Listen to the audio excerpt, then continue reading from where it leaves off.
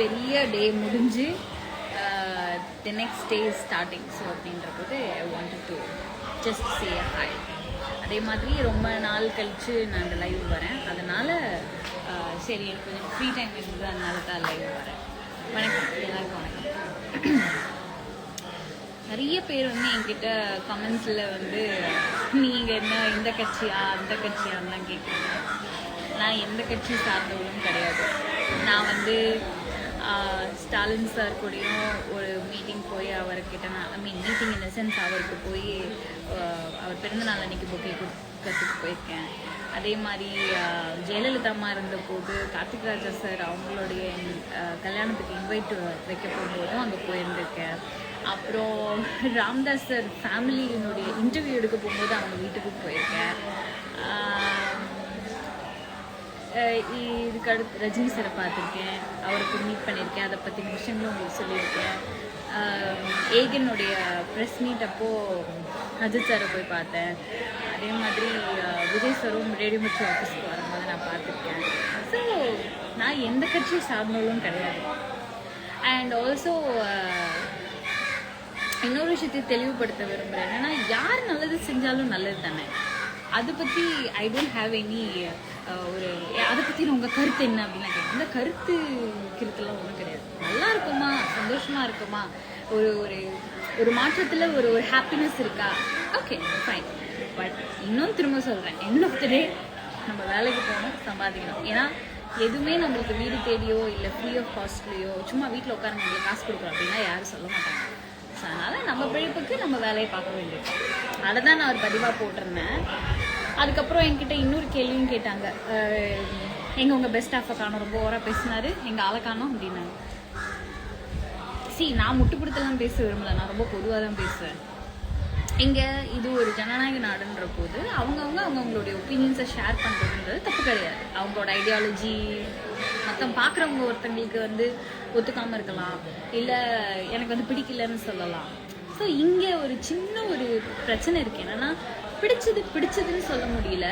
ஏன்னா எங்களுக்கு பிடிச்சவங்க தான் நீங்கள் பிடிச்சிருக்குன்னு சொல்லணும் அப்படின்னு ஒரு கம்பல் பண்ணுறாங்க. அப்படி சொல்லலைன்னா வந்து அவங்களை எதிரியாக பார்க்குறாங்க. அது கிடையாது. இப்போ எனக்கு ஒருத்தர் பிடிக்கும்னா எஸ் பிடிக்கும், அவ்வளோதான். அவங்களோட கொள்கை வேற மாதிரி இருக்குன்னா அதில் நான் முரண்படுவேன் தான், இல்லைன்னு சொல்லவே மாட்டேன். ஸோ அவர் வந்து அவரோட ஐடியாலஜி, அவரோட ஒப்பீனியன்ஸ், அந்த மாதிரி விஷயங்களை சில புரிதல்களை அவர் பேசினார். அது ஒரு சில பேருக்கு பிடிக்காமல் இருந்திருக்கலாம், ஒரு சில பேருக்கு புரிஞ்சிருக்கலாம், ஒரு சில பேருக்கு புரியாமலும் இருக்கலாம். ஸோ இதனால் வந்துட்டு என்ன பண்ணார் அவர் யார் கேட்குறதுங்கன்னா அவரும் உங்களை மாதிரி ஒரு இந்திய பிரஜை தான், நானும் உங்களை மாதிரி ஒரு இந்திய பிரஜை தான். ஸோ அதனால் ஒரு மாற்றம் வந்திருக்கு. அது இன்னும் பெட்டராக நம்மளுக்கு வந்து சர்வ் பண்ண அப்படின்ற ஒரு நம்பிக்கை இருக்குது, அவ்வளோதான். மற்றபடி வந்து யாரும் யார் கட்சி சார்ந்தும் கிடையாது. அண்ட் ரொம்ப முக்கியமான ஒரு விஷயம் என்னன்னு கேட்டிங்கன்னா, டியூ ரெஸ்பெக்ட்னு ஒன்று இருக்குது இன் சோஷியல் மீடியா. என்னதான் வந்து ஒரு பப்ளிக் ஃபோரமில் பப்ளிக் ஃபிகர் ஆகிட்டோம் அப்படின்னா விமர்சனங்களை ஏற்றுக்கொள்ள தான் வேண்டும். அது வந்து பாசிட்டிவாக இருந்தாலும் சரி, நெகட்டிவாக இருந்தாலும் சரி, விமர்சனங்களை ஏற்றுக்க தான் வேணும், இல்லைன்னே சொல்ல முடியாது. இல்லைன்னா பப்ளிக் ஃபோரமில் வந்து நம்ம அடுத்த கட்டம் எடுத்துகிட்டு போக முடியாது. அதே மாதிரி இன்னொரு ஒரு பெரிய பொறுப்பும் இருக்குது.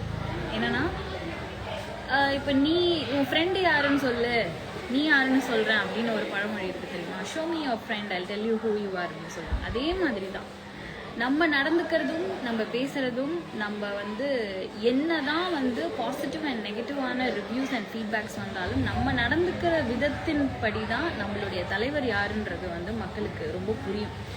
அதனால தான் நான் அடிக்கடி என்னோடய கமெண்ட்டில் என்ன சொல்லுவேன்னா, உங்களோட ஒப்பீனியன்ஸ் என்னவா வேணாலும் இருக்கலாம், டிஃபர் ஆகலாம், பிடிக்காமல் இருக்கலாம், எது வேணாலும் இருக்கலாம். ஆனால் அதில் ஒரு கண்ணியம் இருக்கணும், அதில் ஒரு மரியாதை இருக்கணுன்றது.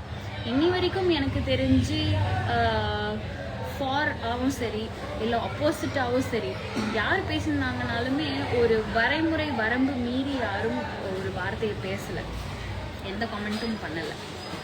எவ்ரிபடி இந்த பொலிட்டிக்கலில் வந்து யார் பேசியிருந்தாங்கனாலும் அவங்க வந்து ரெஸ்பெக்ட்ஃபுல்லாக தான் ஒருத்தங்களே அட்ரஸ் பண்ணியிருக்காங்கன்னு நான் நினைக்கிறேன். ஆனால் ஒரு சில பேர் ஒரு வேகத்தில் ஒரு எமோஷனில் வந்து பரம்பரையை இழுத்து வச்சு பேசுறது, அசிங்கமாக பேசுறது, ரொம்ப ரொம்ப எக்ஸ்ட்ரீம் கெட்ட வார்த்தை யூஸ் பண்ணுறது, என்னன்னே தெரியாமல் ஒருத்தங்களை பற்றி வந்து கமெண்ட் பண்ணுறது, இதெல்லாம் எங்கே முடியும் அப்படின்னா உங்கள் தலைவர் இவ்வளோ பேடாக இருக்காரான்ற மாதிரி ஒரு போர்ட்ரே ஆகிடும். அதனால தான் நான் ஒரு போஸ்ட்டில் என்ன சொல்லுவேன்னா, நீங்கள் உங்களோட விமர்சனங்களை சொல்லுங்கள், தப்பு கிடையாது. நீங்கள் உங்களுடைய ஒப்பீனியன்ஸை சொல்லுங்கள், தப்பு கிடையாது. உங்கள் ஐடியாலஜி சொல்லுங்கள், தப்பே கிடையாது. அது ஒரு சில பேருக்கு ஒத்து வரும், ஒரு சில பேருக்கு முரண்படும். அதை நீங்கள் பேசுங்க, தப்பே கிடையாது.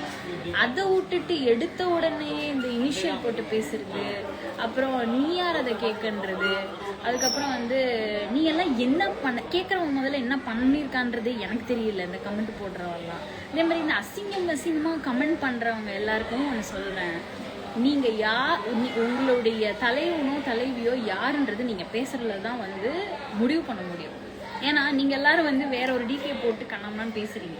ஸோ அப்படி இருக்கும்போது அது யாருக்கு பாதிப்பாகும் அப்படின்னா, நீங்கள் யாரை நம்பி வந்திருக்கீங்களோ, நீங்கள் யாரை ஒரு பெரிய ஒரு இன்ஸ்பிரேஷனாக நினைக்கிறீங்களோ அவங்கள நீங்கள் கேவலப்படுத்துறதா இருக்கும்.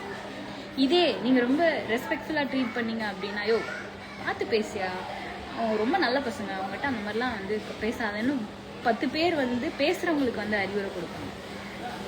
Okay, so this is what I wanted to say. ஏன்னா இன்னைக்கு நிறையா பேருக்கு மரியாதை தெரியறதில்ல. நிறைய பேருக்கு யார் என்னென்ன அச்சீவ் பண்ணியிருக்காங்கன்னே தெரியறதில்ல. சும்மா மேலோட்டமாக பார்த்துட்டு நீ பெரியவனா, நீ பெரிய இவளா அப்படின்னு பேசுறதெல்லாம் மறுபடியும் சொல்கிறேன், இட் ரிஃப்ளெக்ட்ஸ் நீங்கள் யாரை ரெப்ரசன்ட் பண்ணுறீங்கன்றது. ஸோ அதனால் அவருக்கு ஒரு நல்ல பேர் சேர்க்கணும் அப்படின்னு நினச்சிங்கன்னா மரியாதையாக எல்லாரையுமே நடத்துங்க, தவறு கிடையாது. மரியாதை கொடுத்து நடத்துங்க. அதே மாதிரி உங்களுக்கு பிடிச்சவங்கள தான் எங்களுக்கு பிடிக்கணுன்ற கம்பல்ஷன் பண்ணாதீங்க. That doesn't work. அது நம்ம வீட்லேயே நடக்காது. அப்படி இருக்கும்போது எங்களை பிடிச்சவருக்கு தான் நீங்கள் சார்ந்து பேசணும். சார்ந்து பேசினாலும் நீங்கள் ரொம்ப மோசமான ஆள், கேவலமான ஆளுன்றது ஜட்ஜ்மெண்ட் பண்ணுறதை ஃபஸ்ட்டு நிறுத்துங்க. மேபி ஒவ்வொருத்தருக்கும் ஒரு இண்டிவிஜுவலுக்கும் ஒரு விஷயம் பிடிச்சிருக்கோ, ஒரு விஷயம் பிடிச்சிருக்காது. ஸோ அதை பேஸ் பண்ணி ஒருத்தங்களை ஜட்ஜ் பண்ணி, ஒருத்தங்களை ஹாரஸ் பண்ணி, ஒருத்தங்களை கேவலமாக எழுதுறதுன்றது அகெயின் நீங்கள் யாரை பின்தொடர்றீங்க, யாரை ரெப்ரசன்ட் பண்ணுறீங்கன்றதெல்லாம் போய் நிற்கும். ஸோ கமெண்ட் பண்ணுங்கள், தப்பு கிடையாது. But it should be very respectful. ஏன்னா நீங்கள் ஒருத்தரை ரெப்ரசன்ட் பண்ணுறீங்க, அவரை நீங்கள் கேவலப்படுத்தக்கூடாது. ஒரு மாற்றத்தை நோக்கி போகும்போது எல்லாரும் சந்தோஷப்படும். எல்லாரும் அப்பா ஓகே, ஏதோ நம்ம பண்ண ஒரு விஷயம் நம்மளுக்கு ரொம்ப சந்தோஷம் கொடுக்குது. அசிங்கமாக பேசுறதுனால ஒன்றுமே நடக்க போகிறதில்ல. அகெயின் திரும்ப சொல்கிறேன், உங்கள் தலைவனை நீங்களே தான் கேவலப்படுத்துறீங்க. மரியாதையாக நீங்கள் எவ்வளோ தூரம் பப்ளிக்கை நடத்துகிறீங்களோ அது உங்களுடைய தலைவனுக்கு மிகப்பெரிய ஒரு ப்ளஸ் பாயிண்ட். நான் இந்த இடத்துல உங்கள் தலைவன்னு சொல்கிறதுக்கு ரீசன் என்ன அப்படின்னா, எனக்கு யார் வந்தாலும் அவங்க மேலே ஒரு குறையோ இல்லை நீங்கள் கவர்மெண்ட் இப்படி பண்ணிட்டுன்னு சொல்கிற டைப்ஸ் நான் கிடையாது. அதை தான் நான் முதல்லேருந்து சொல்லிட்டுருக்கேன். என்ன நடந்தாலும் சரி, அடிப்படையாக நம்ம வாழ்க்கைக்கு தேவையான ஒரு விஷயத்தை நம்ம பண்ணிக்கணும் அப்படின்னு முடிவு பண்ணோன்னா நம்ம தான் இறங்கி போய் வேலை தேடி ஒரு விஷயத்த பண்ணணும். ஸோ அதனால் அதுக்கு தான் நான் போஸ்டே போட்டேன். வாட் எவர் இட் இஸ், நம்ம நம்ம வேலையை பார்த்தா தான் நம்மளுக்கு முடியும். இப்போ அதில் ஒரு பெரிய மாற்றம் ஒன்று இருக்குது. பெரிய ஒரு விஷயத்த பண்ணிட்டாங்க. இது வரைக்கும் இத்தனை வருஷத்தில் இல்லாத ஒரு விஷயத்த பண்ணிட்டாங்க. மக்கள் எல்லாரும் சந்தோஷமாக இருக்காங்க. கிடைக்க வேண்டியதெல்லாம் ப்ராம்ப்டாக கிடைக்கிது. கொஞ்சம் கம்ஃபர்டபுளாக இருக்காங்கன்னா yes, hats off, definitely yes, சந்தோஷப்படும். Again at the end of the day நம்ம வேலை செஞ்சால் தான் நம்மளுக்கு சொல்கிறோம். அடிப்படையில் நம்ம நார்மலாக ஒருத்தவங்க கிட்ட பேசுகிறோம்ல, இப்போ நான் உங்ககிட்ட பேசுகிறேன்ல, இதில் எனக்கு எனக்கு எனக்கு ஏதோ ஒரு பிடிச்ச விஷயத்த உங்கள்கிட்ட ஷேர் பண்ணால் அது உங்களுக்கும் பிடிச்சிருந்தா மட்டும்தான் அக்னாலேஜ் பண்ணுவீங்க. உங்களுக்கு பிடிக்கலைன்னா அக்னாலேஜ் பண்ண மாட்டீங்க, கரெக்டாக? ஆனால் இங்கே உங்களுக்கு பிடிக்கலைன்னா பரம்பரையை இழுத்து திட்டுறது எந்த வகையில் நியாயம்? அது எப்படி உங்களுக்கு பிடிச்சது தான் எனக்கு பிடிக்கணும்னு நீங்கள் எப்படி கம்பல் பண்ணுவீங்க? அதுதான் தப்புன்னு சொல்கிறேன். அதுவும் இன்றைக்கி இருக்கக்கூடிய யூத் எல்லாருக்கும் ஒரு மிகப்பெரிய ஒரு புரிதல் என்னென்னா, இன்றைக்கி நீங்கள் எடுத்துக்கொண்டு போகிற ஒரு சொசைட்டி தான் அடுத்து உங்களுடைய குழந்தைகளுக்கோ இல்லை அடுத்தடுத்த ஜென்ரேஷனுக்கோ அது தொடரும். So what ever it is, respect and self respect is the first thing. So நீங்களும் யாரையும் மரியாதை கிட்டத்தனமாக பேசக்கூடாது. யாரும் உங்களை மரியாதை கிட்டத்தனமாக பேசும் அளவுக்கு நீங்கள் வச்சுக்கவும் கூடாது. That is very very important. ஒரு பெரிய மாற்றம் ஏற்பட்டிருக்கு. அந்த மாற்றம் எல்லாருக்கும் நல்லா இருக்கும் அப்படின்னு தான் நானும் நினைக்கிறேன். வாட் எவர் இட் இஸ், என்ன மாற்றம் நடந்தாலும் நம்ம தினமும் பையை தூக்கிட்டு வேலைக்கு போனால் மட்டும்தான் சம்பளம் கிடைக்கும், வீட்டை பார்த்துக்க முடியும், சாப்பாடும் கிடைக்கும். அதை மட்டும் மைண்டில் வச்சுக்கோங்க. Thank you so much for joining. நன்றி, வணக்கம் மக்களே. All the best. cinema cinema cinema cinema cinema cinema cinema cinema cinema cinema cinema cinema cinema cinema cinema